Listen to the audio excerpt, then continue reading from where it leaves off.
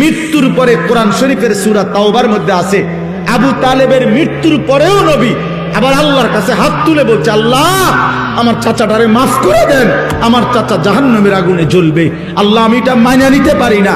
আসমানওয়ালা আল্লাহ কোরআনের আয়াত নাজিল করছে, বন্ধু হাত নামান, আমি মাফ করব না। নামান, হাত নামান। খোদার কসম এটা কোরআন শরীফের আয়াত। হাত নামান, আমি মাফ করব না রে বন্ধু। কার হাত নামাইছে? কার হাত বুঝছেন? কার হাত? আপনি বুঝছেন উনি কেডা? আপনি বুঝেন উনি কে? আল্লাহর কি হয় জানেন? কলজাটা, কলজা, ওই মালিকের কলজার টুকরা এটা। তিনি মাহবুব, তিনি হাবিব। এই কায়নাতে এর চাইতে প্রিয় ওনার কে?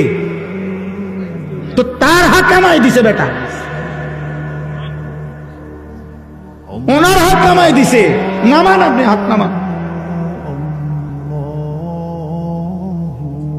আপনি কে? আমি কে? বেশি খামখেয়ালি মনে করেন আপনার। ইব্রাহিম আলাইহিস সালাম কোরআন শরীফে আছে, ইব্রাহিম আলাইহিস সালাম ওনার আব্বা আজরকে জাহান্নাম থেকে বাঁচাবার জন্য কত লক্ষবার যে কাকুতি মিনতি করছে কোরআনের মধ্যে আছে। শত শতবার ইয়া আবাতি, ইয়া আবাতি, ইয়া আবাতি, ইয়া আবাতি কোরআন শরীফে আছে। আব্বা, এই আব্বা, এই আব্বা, আব্বা আপনি ইমান আনেন। ওই বাপ ইমান আনেন, বাপ ইমান আনেন, ইমান আনেন, ইমান আনেন। আপনার জাহান্নামের আযাব ধরে ফেলবে রে আব্বা, আপনি শয়তানের গোলামি করেন না রে আব্বা। এইভাবে বলছেন। আসমানওয়ালা বলছে, ইব্রাহিম খলিল হইতে পারো তুমি আমার, আমি তোমার বাপের হেদায়েত দেব না।